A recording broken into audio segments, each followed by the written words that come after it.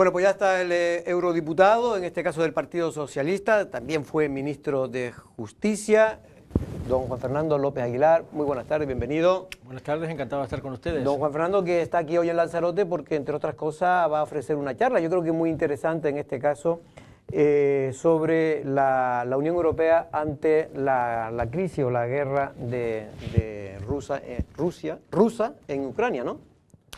Así es, un acelerador histórico. Los tiempos se están moviendo y deprisa y espero que en la dirección correcta. La Unión Europea tiene la obligación de ser globalmente relevante y creo que la agresión de Putin contra Ucrania ha significado un aldabonazo a la conciencia de la necesidad de conformar una política exterior y de defensa común, pero además es un patrón de respuesta que mejora lo que hemos visto anteriormente. Vimos cómo la Unión Europea respondió muy mal ante la gran recesión y sin embargo respondió mucho mejor ante el Brexit, con unidad. Ha respondido mejor ante la amenaza de los regímenes llamados iliberales, esos regímenes autoritarios en regresión antidemocrática en Hungría y en Polonia. Desde luego ha reaccionado mejor ante la pandemia, restableciendo la libre circulación a pesar de las medidas de emergencia impuestas unilateralmente por los Estados miembros, y está reaccionando, a mi juicio, correctamente ahora, de manera unitaria, para responder ante un vecino enorme, que es una potencia nuclear y que se ha demostrado pues, un gamberro global. Putin, Rusia. Pero en este caso da la sensación, no sé si usted también la tiene, que la guerra ya que ha pasado, antes abría todas las portadas de los periódicos, todos los telediarios, ha pasado a un segundo plano, cuando está siendo todavía una guerra, de una gravedad extraordinaria, ¿no? Muriendo todos los días personas, niños, gente, en fin, mujeres. En este caso, ¿va para largo? Si fuera verdad que ha pasado a segundo plano, sería indicativo una vez más de que vivimos unos tiempos muy vertiginosos y los vivimos especialmente como consecuencia de la volatilidad de la comunicación, la multiplicación de fuentes de información, redes sociales, que prácticamente suplantan a la realidad y hacen imposible cobrar conciencia de lo que realmente importa. Pero esto realmente importa, porque es una guerra en la frontera directa de la Unión Europea, está derramando sangre, es una guerra injusta, es una guerra ilegal. Es una agresión que sacude la legalidad internacional, la quebranta duramente, lo hace de una forma muy amenazadora incluso para Estados miembros de la Unión Europea. Es el caso de Suecia y Finlandia, que han decidido abandonar su tradicional neutralidad para incorporarse a la OTAN, nada menos, buscando la defensa, el paraguas colectivo, la cláusula de seguridad mutua. Y por tanto creo que si ha pasado a segundo plano debería preocuparnos, pero me parece que no es así porque lo que hay en estos momentos, insisto, es, primero, digo mediáticamente, víctimas a diario. Están cayendo centenares de personas en el frente de batalla, directamente, con derramamiento de sangre. Y luego han entrado en muy pocos meses 6 millones de personas desplazadas de la guerra de Ucrania en la Unión Europea, en su mayoría mujeres y niños, que además han obtenido una situación que debe ser subrayada, que no es la de refugiado, sino la de beneficiarios de una directiva de protección temporal que ha legislado la comisión que yo presido, la Comisión de Libertad, de Justicia Interior en el Parlamento Europeo, que les permite circular libremente, elegir residencia, incluso acceder al trabajo, ¿no? Y a las prestaciones sociales vinculadas al trabajo. Y hombre, yo creo que si el otro día estuvieron los 4 líderes, y así introduzco también otra variante, los 4 grandes líderes europeos, es porque sigue importando y sigue importando mucho. Alemania, Francia, Italia y... ¿quién más estuvo, Verdió? Que ahora no me acuerdo. Bueno, sé que no estuvo... hubieron 4 líderes. 3, ¿no? Que no, fueron 3. La comisión... 4, el que no estuvo fue España. España no está dentro de los grandes líderes. Pedro Sánchez, por ejemplo. Claro que lo está, y Pedro Sánchez ha estado en Ucrania y ha estado con el presidente Zelensky. En esa ocasión, el foro de la interlocución eran los que componen el G20. Y España no está en el G7. Acudían los 3 principales líderes de la zona euro y del G7. Y lo hacían acompañados con un vicepresidente de la Comisión. Lo ha hecho por su cuenta la presidenta de la Comisión, Ursula von der Leyen, lo ha hecho la presidenta del Parlamento Europeo. Pero creo que resulta indiscutible que si ha habido una presidencia del gobierno en democracia que se haya hecho escuchar en la Unión Europea, que haya cobrado peso en la Unión Europea y se haya preocupado de participar de manera activa, resonante, constructiva en la gobernanza de la Unión Europea, es esta presidencia del gobierno que se llama Pedro Sánchez. Está ocupando un papel relevante. Tanto es así que cada vez son más frecuentes las especulaciones con respecto de su destino europeo. Está al frente del gobierno de España, está haciendo su trabajo. Manolo. Yo tengo la impresión de que sí es verdad que Europa está completamente volcada, pero creo que se estaba trabajando en crear una verdadera política exterior, incluso de defensa de la Unión Europea. Y aquí yo lo que veo es que vamos enganchados al tren americano. Sus razones tiene, porque evidentemente es la gran potencia mundial y militarmente todavía más. Pero no está poniendo en el escenario precisamente esta guerra un nuevo orden internacional en el que muy posiblemente la Unión Europea va a quedar como secundario de Estados Unidos. Sé que esa visión está extendida, pero la discuto. Discuto la vinculación y desde luego la subordinación a la agenda estadounidense. No nos quepa la menor duda de que Estados Unidos es una potencia en declive. Esto es históricamente irrefutable. Del mismo modo que China ya no es una potencia emergente, sino emergida. Está anunciado que China aspira al liderazgo mundial en poco tiempo, en tiempo muy apremiante, en plazo muy escaso. China será la primera potencia, el primer PIB del mundo. La Unión Europea tiene la obligación de madurar y de crecer y contribuir a la gobernanza global. No puede hacerlo compitiendo con China. Ese no es nuestro modelo. Un modelo autoritario de partido único, despótico, que es capaz de restringir Internet y las libertades más apreciadas en la Unión Europea y que sin embargo tiene su único título de legitimación en un crecimiento de las clases medias, en una pauta de crecimiento económico muy rápido. Estados Unidos está pasando una fase convulsa de deterioro de sus constantes vitales y de sus magnitudes y de su peso específico en el mundo. La Unión Europea, por el contrario, ha cobrado conciencia de que es imprescindible para aportar a la gobernanza global desde sus propios valores. Y esto significa combinar una prosperidad económica razonable, libertades, derechos fundamentales, la preservación de la paz en el continente europeo y, fundamentalmente, la regla del derecho, la sujeción al derecho. Ser capaces, por tanto, de exportar legalidad, el imperio de la ley. Esto es imprescindible que lo hagamos valer dentro de la Unión Europea y fuera, pero para eso es imprescindible también que de una vez pongamos en común aquellas políticas que se resisten, porque continúan arrojadas, continúan de alguna manera vinculadas a la antigua soberanía de los estados, lo que quiera que esto signifique en el tiempo actual. Política exterior y de seguridad y defensa común. Le pongo un ejemplo. Muy poca gente sabe que si la Unión Europea pusiese en común todos sus esfuerzos defensivos, sería la segunda potencia militar del mundo después de Estados Unidos, pero por encima de China y desde luego muy por encima de Rusia. Es nuestra fragmentación en 27 ejércitos y 27 esfuerzos defensivos fragmentados entre sí lo que nos hace risibles militarmente. Por tanto, es imprescindible que seamos capaces de construir una defensa común que no dependa enteramente del paraguas estadounidense, ni siquiera de la cláusula de seguridad mutua de la OTAN, porque también en el Tratado de la Unión Europea hay una cláusula de seguridad mutua.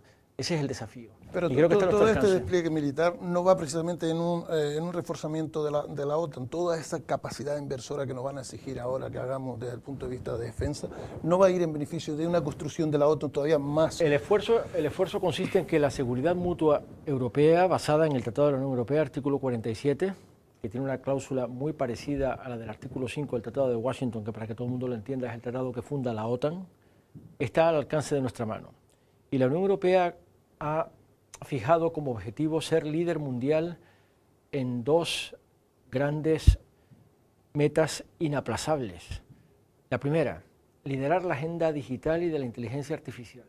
Y la segunda, una transición justa hacia una economía descarbonizada, en la que, por cierto, hemos trabajado muy duro los eurodiputados de regiones ultraperiféricas, incluidos los del Partido Popular y los del Partido Liberal, desde luego los del Partido Socialista, para que Canarias tenga una modalidad singular ¿Se refiere al tema de la tasa verde? De ajuste a la descarbonización, porque el objetivo de la Unión Europea es un objetivo muy exigente. Significa reducir en un 55% nuestras emisiones de CO2 para 2030 y un 100% para 2050. 2030 no es un horizonte remoto, estamos hablando de mañana por la tarde. 2030 es dentro de 8 años, estamos en 2022.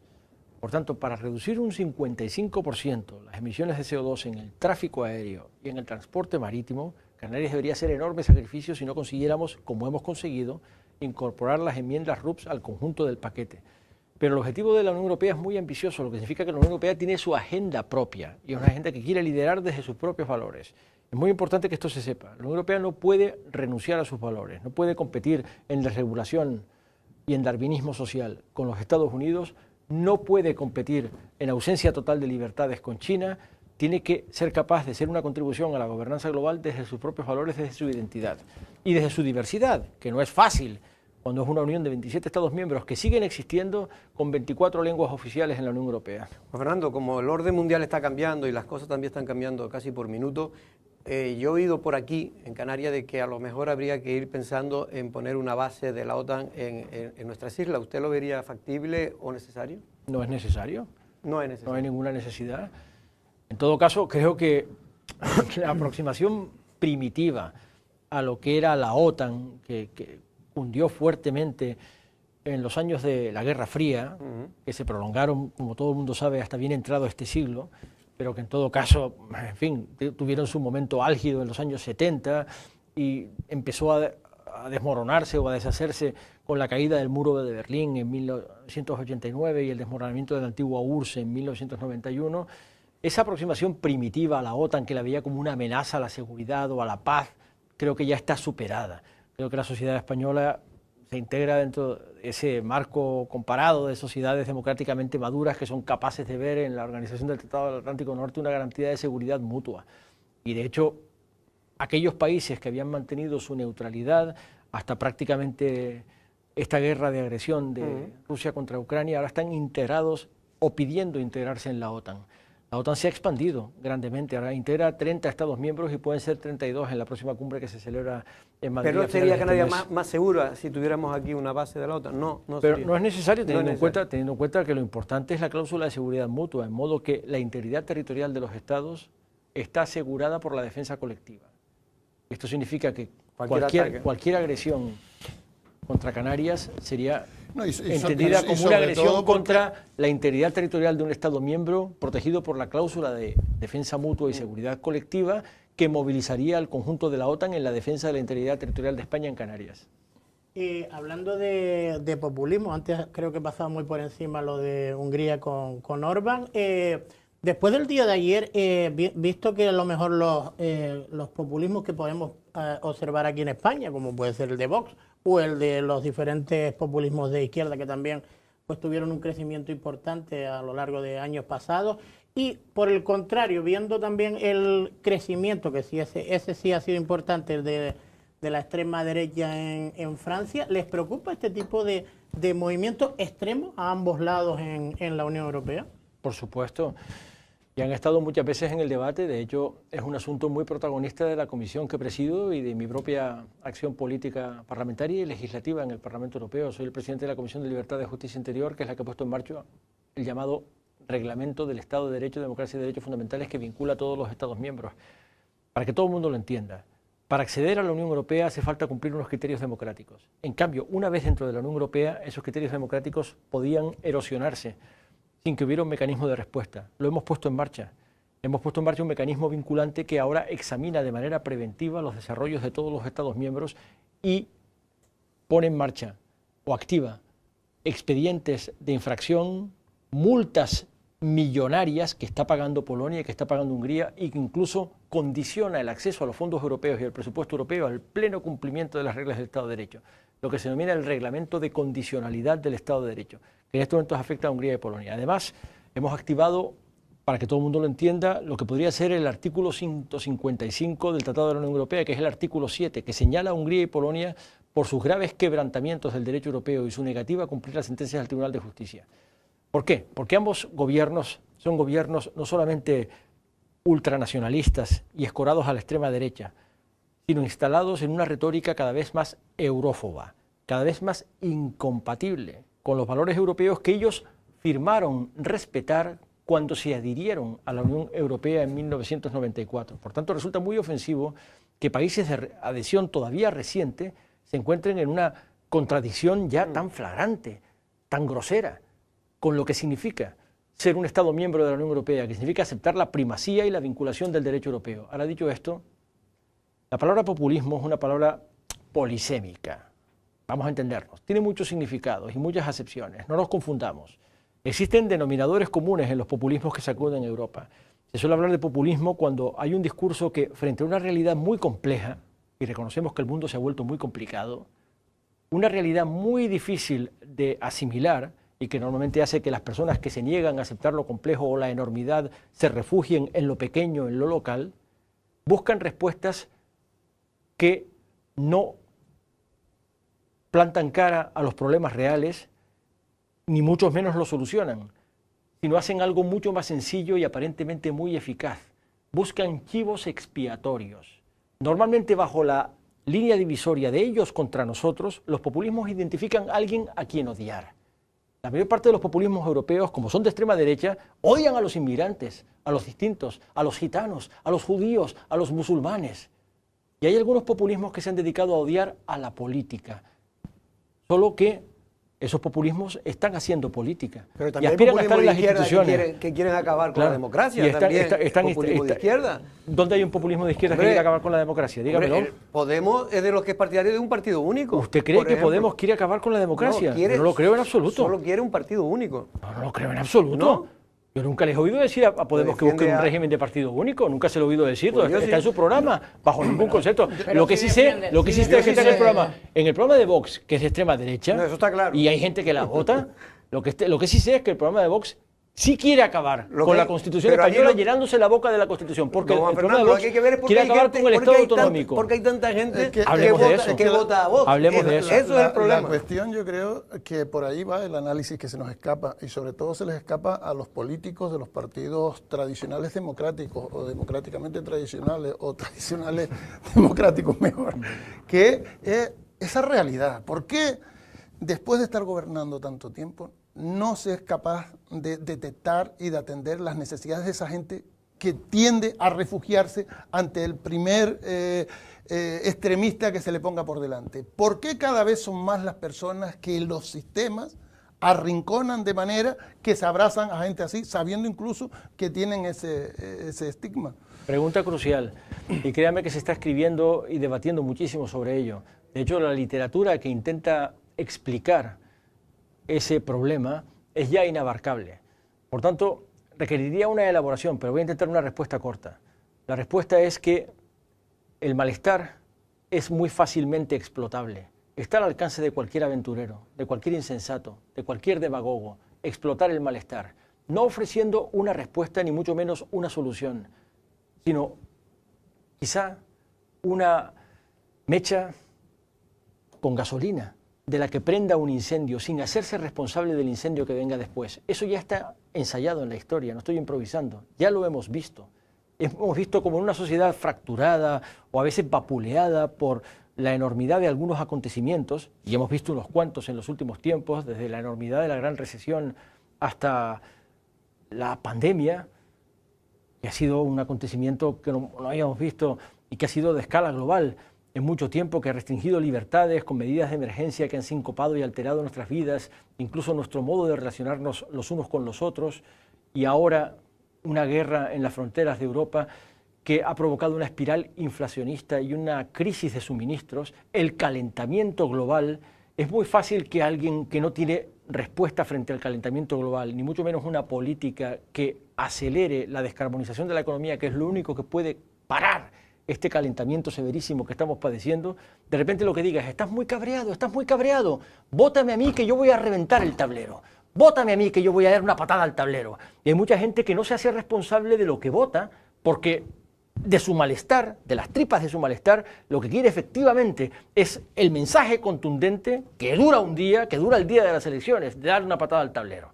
Ahora sucede que al día siguiente hay que continuar jugando al ajedrez, y el ajedrez ya es global.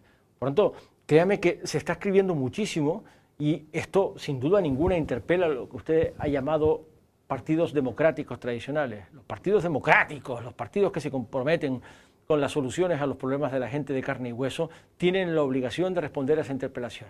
Tienen la obligación de resolver ese profundo malestar, de dar respuesta a ese profundo malestar, porque el malestar es real, aunque la respuesta es equivocada, el malestar es real. Pero el malestar Ahora, es el caldo de cultivo, claro, Juan Fernando, claro, es que se produce ese caldo de cultivo porque los tradicionales no han sabido pero dar una eso es lo que respuesta. está diciendo él. Muchos Así de es. esa gente eran votantes del PSOE, por ejemplo. Sí, sí, así Pero es, él está reconociendo eso, Sí, sí, en su no, exposición está reconociendo. No, no, perfectamente. y créame que la realidad es dinámica. Y algo que sabemos en democracia es que ningún voto pertenece A nadie. a nadie. Todos los votos son Y eso prestados. es lo que hace una sociedad democrática. Claro, por supuesto, todos los votos son prestados y el préstamo siempre es provisional y revisable hasta la siguiente curva del camino, hasta la siguiente esquina, hasta la siguiente elección. Y sin duda ninguna, si hay un malestar que está drenando votos, restando votos a los partidos democráticos, pilares de la construcción democrática de Europa, e incrementando el número de escaños directamente populistas, antieuropeos o rabiosamente eurófobos, para empezar en el Parlamento Europeo y en todas las elecciones nacionales que están teniendo los Estados miembros, esta, sin duda, interpelación debe ser atendida, debe ser priorizada, a ver qué se puede hacer para resolver ese malestar. Pero insisto en que ese malestar es real sin que votar a la extrema derecha sea ninguna solución, es una respuesta profundamente equivocada. Pero déjeme decirle que yo he participado en muchísimas conversaciones y debates políticos en los últimos tiempos en los cuales alguien dice: ¡ay, esto que está saliendo tan mal, esto que es tan preocupante, esto que está tan jodido! Esto va a aumentar el voto de extrema derecha, sin que nadie alrededor de la mesa de la discusión se atreva a desafiar esa premisa. Es decir, ¿por qué presumes que algo que cabrea a mucha gente, que algo que duele, incremente el voto de extrema derecha? ¿Cuál es la correlación entre estar cabreado y votar a la extrema derecha? Tenemos que destripar esa premisa y tenemos que dar una respuesta que sea la correcta, no una respuesta falsa y profundamente equivocada. Pero ya hemos asumido que todo lo que produce cabreo y malestar incrementa el voto de extrema derecha. Juan Fernando, nos queda 3 minutos. Me gustaría, hoy he abierto todos los medios de comunicación con la noticia de anoche, donde el Partido Popular arrasaba en las elecciones autonómicas y va a poder gobernar con mayoría absoluta. La gran derrota, sin duda, ha sido la del Partido Socialista. Usted es un hombre que ha ganado, que ha estado, aquí ha sido el hombre más votado en Canarias en unas elecciones. No pudo ser después presidente porque se unieron las otras dos fuerzas menos votadas. Pero lo cierto es que, ¿a usted qué le dice esa derrota en Andalucía? Me duele. En un bastión como ha sido siempre Andalucía para Me el duele, PSOE. si me permite una confesión personal, llegando a Andalucía, llegué a Granada con 17 años. Me hice socialista en Andalucía, en la Universidad de Granada. Y milité muchos años en el Partido Socialista de Andalucía. Luego en Madrid y finalmente en Canarias, donde llegué a ser secretario general. Y efectivamente, aquí estoy. Esta es mi tierra, aquí estoy. Y créanme que me duele, que no lo digo de forma, por tanto, indolente. Me sacude. Y creo que todo el Partido Socialista está sacudido por este resultado, que pone muchas cosas de manifiesto. Primero, ¿Pero por qué se produce? una abstención del 45%. Pero no es el antídoto, No. precisamente. O sea, el Partido Socialista lleva 37 años. Ya hay lo que usted dice, malestar, cabreo y demás. No tiene mejor salida para una sociedad democrática que vaya al otro partido, que es el contrario al suyo, pero que también presume de ser democrático. No, veo dos problemas aquí. Uno, que después de 3 años de gobierno del Partido Popular, el Partido Socialista no ha sido capaz de reanimar el voto al que se dirigía, ese 45% que se ha abstenido. En modo que, con una participación muy baja, lo que se ha producido no solamente es una confirmación de la derecha en el gobierno, sino una expansión, una reafirmación, una consolidación de la derecha en el gobierno. En segundo lugar, se ha puesto de manifiesto que no funciona el mensaje exclusivamente basado en el miedo que viene de la extrema derecha. No ha funcionado y por tanto es imprescindible que tomemos en serio que nuestra única opción es estimular el voto con promesas muy creíbles a mejoramiento de la vida de la gente, que estén encarnadas en personas igualmente creíbles, pero no sencillamente avisar que viene el lobo, porque los votantes de la derecha no tienen miedo al lobo. Los votantes de la derecha no solamente están encantados de que el PP vote con la extrema derecha, sino que saben que la extrema derecha siempre estuvo ahí. Estuvo mucho tiempo dentro del PP.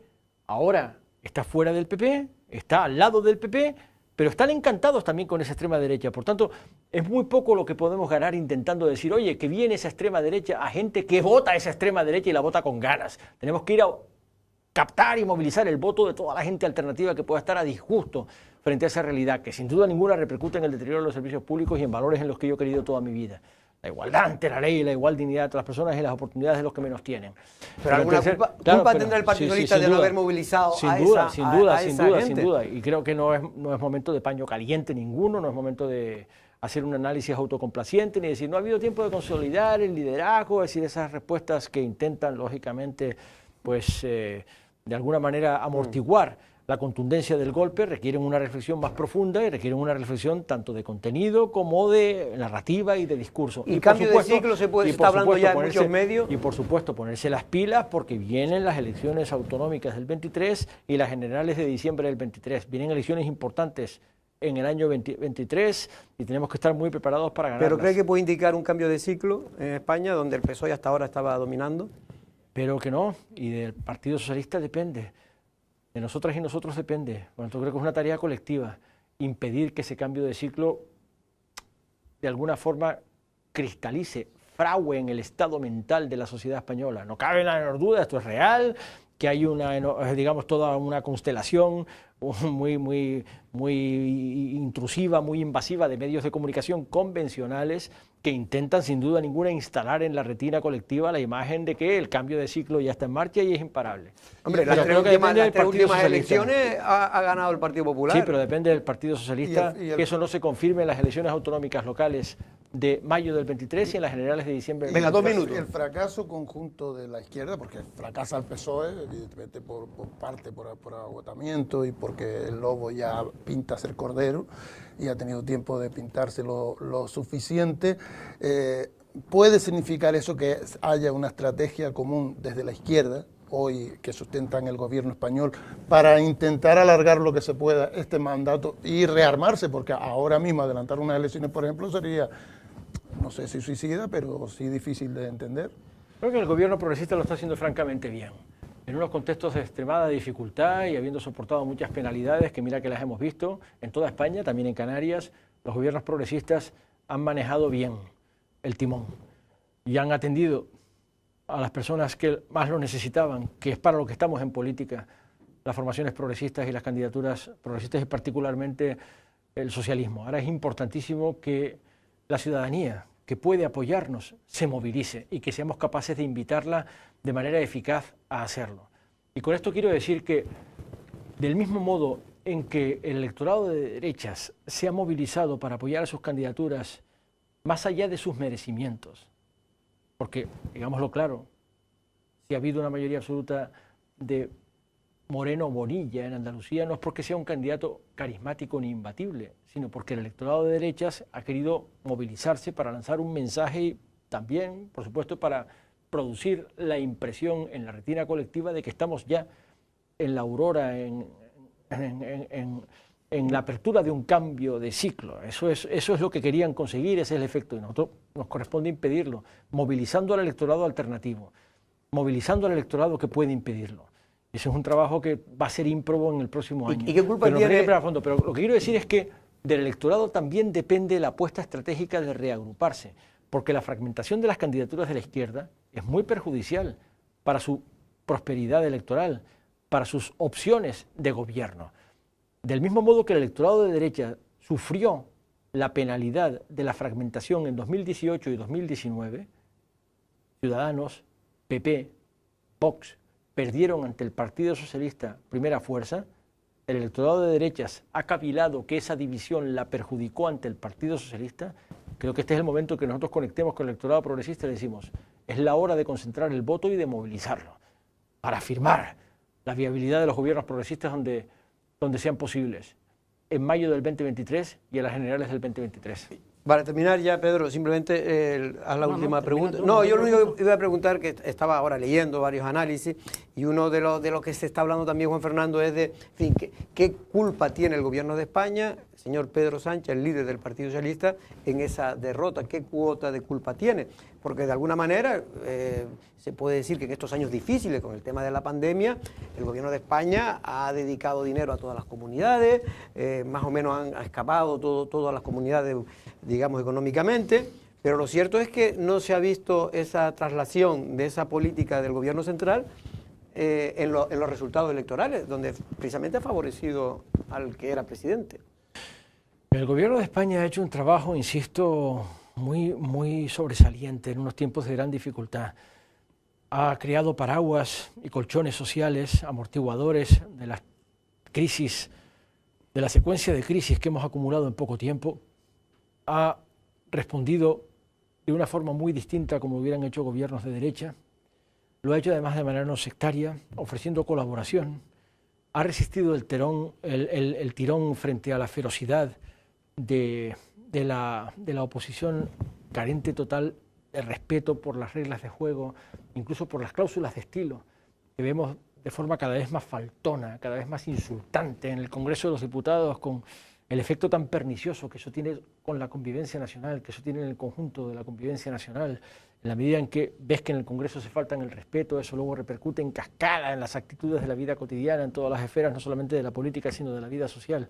El Gobierno de España, por tanto, ha hecho un trabajo, a mi juicio, sobresaliente. Pero hay una sensación de liderazgo autoritario por parte de Pedro Sánchez dentro del PSOE. Es cierto que hay una reflexión, a mi juicio, necesaria, no ya oportuna, pertinente, sino necesaria, con respecto de qué sucede cuando, a pesar de que hayas conseguido crear tantos amortiguadores sociales, primar las necesidades sociales frente a ninguna otra, en particular de las personas más vulnerables, no consigues movilizarlas electoralmente.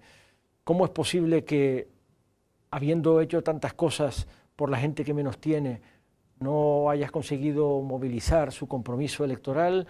Sin duda ninguna es un debate necesario dentro del PSOE, no solo pertinente, es un debate necesario y tiene muchas acepciones. Mucha gente se pregunta, ¿por qué en un momento en el que España se ha recuperado con respecto del daño que causó la pandemia, ha recuperado un ritmo de crecimiento no ya razonable, sino puntero en Europa? ¿Por qué en un momento en el que todos los grandes problemas derivados de la agresión de Putin contra Ucrania, incluida la espiral inflacionista, ha tenido algún tipo de respuesta social paliativa por parte del gobierno? ¿Por qué, a pesar de la sumatoria de todas esas medidas, el gobierno no encuentra el reconocimiento que debiera de tener? Esa reflexión está Eso es lo que yo le preguntaba, porque eso es lo que se está planteando sin duda ahora. Ninguna tenemos la obligación de responder. Se está planteando incluso en muchos estadios del Partido Socialista, porque algo ha tenido que ocurrir. Pedro, te voy a dejar la última pregunta porque me están echando ya. Ya que hicimos referencia, y me parece hasta mentira que no nos hayamos quedado con eso, el tema de la inflación. ¿Hay alguna fórmula de parar esta inflación galopante que puede llegar? Los más agoreros dicen que puede llevarnos a una nueva crisis económica parecida a la del 70 y pico, ¿no? Yo, la verdad que no la vi muy bien, pero... ¿La del petróleo del 73? No, la respuesta es no. Nada va a pasar, nada se repite en la historia y nada va a pasar como ya pasó hace 40 años porque el mundo ha cambiado. Pero algo que me importa subrayar es que los medios de comunicación instalan muy a menudo en la mente, en la percepción de la sociedad y su conjunto, imágenes que no se corresponden con la realidad. La inflación no es un problema español. La inflación está sacudiendo toda Europa. Inflaciones del 10% las tiene Alemania, las tiene el Reino Unido, las tiene Francia y por supuesto las tiene España e Italia. Está sacudiendo toda Europa por esta crisis de suministros que se ha desatado como consecuencia de la guerra de Putin en Ucrania y todo lo que eso ha dado de sí. Un colapso del tráfico marítimo, un colapso de los suministros portuarios, un colapso del abastecimiento, en medio que España está intentando paliar el impacto social con las herramientas que tiene y está intentando ayudar sobre todo a los que más sufren con las herramientas que tiene, que son herramientas limitadas, y además está intentando transportar a Europa el sentido de la respuesta, que tiene que ser la correcta de la historia, la de preservar el modelo social europeo como un modelo de inclusión, como un modelo de cohesión, como un modelo de vertebración y no como un modelo de desigualdad desesperada como sucede en Estados Unidos. La inflación también está sacudiendo al conjunto de los Estados Unidos. ¿Sabe con qué consecuencias? Brutales. En Estados Unidos hay un clima de fractura social próximo metafóricamente a la guerra civil, una confrontación civil desatada. En Estados Unidos hay muchísima gente por debajo del umbral de la pobreza. Es cada vez más gente homeless, sin casa y completamente sin protección social, en paro y sin ninguna respuesta de cobertura. Y los ricos son cada vez más ricos y cada vez más agresivos con respecto de la gente empobrecida, en una sociedad cada vez más desigual. Europa no está haciendo eso, y desde luego no España, y España está intentando transportar al conjunto de la Unión Europea el carácter social de las respuestas que se están liderando desde España. Lo que quiero decir con esto es que la inflación, es cierto, nos está afectando y nos está fastidiando, pero no es un problema español, ni la ha inventado Pedro Sánchez, ni el culpable es Pedro Sánchez, lo he dicho con claridad. Pedro Sánchez está intentando paliar el daño que la inflación, que no ha causado España y que no obedece a factores endógenos de la economía española, perjudique lo menos posible a la gente que más la padece, el efecto inflacionista, y más padece, por tanto, la disminución de su poder adquisitivo, incrementando el salario mínimo, incrementando las pensiones y ayudando al suministro de combustible y subfinanciando el suministro de combustible e intentando llevar a Europa el sentido social de la respuesta. Creo que más no se le puede exigir al gobierno de España, y lo que está en su mano lo está haciendo. Don Juan Fernando López Aguilar, hoy si quieren pueden seguir oyéndolo y escuchándolo, en este caso en la charla que va a dar en el Centro Cívico de Costa Teguisa a las 9:15, si no me equivoco. A las 19:15. 19:15, perdón, 19:15, si no me equivoco, en ese centro cívico para hablar sobre la Unión Europea ante la guerra rusa en Ucrania. Muchas gracias. Ahí estaré en Teguise con mi compañero Marcos Vergá. Próximo alcalde de Teguise. Menos mal que usted lo dijo, menos mal que usted lo dijo, porque al hombre, don Marco, es un gran amigo de esta casa, siempre le tenemos un gran aprecio. Nosotros queremos a todos los socialistas que no sean sectarios. Me alegra ver. Porque hay mucho sectarismo en estos partidos, a veces. Lo hay por todas partes. No, y en otros. Vigílelo. Y en otros. Vigílelo de cerca siempre. Don Fernando, muchas gracias, de verdad. A ustedes, encantado de estar con ustedes. Miércoles. Don Manuel y don Pedro, muchas gracias. Mañana. Nosotros no es una amenaza, pero mañana vamos a estar aquí a la misma hora. Buenas tardes.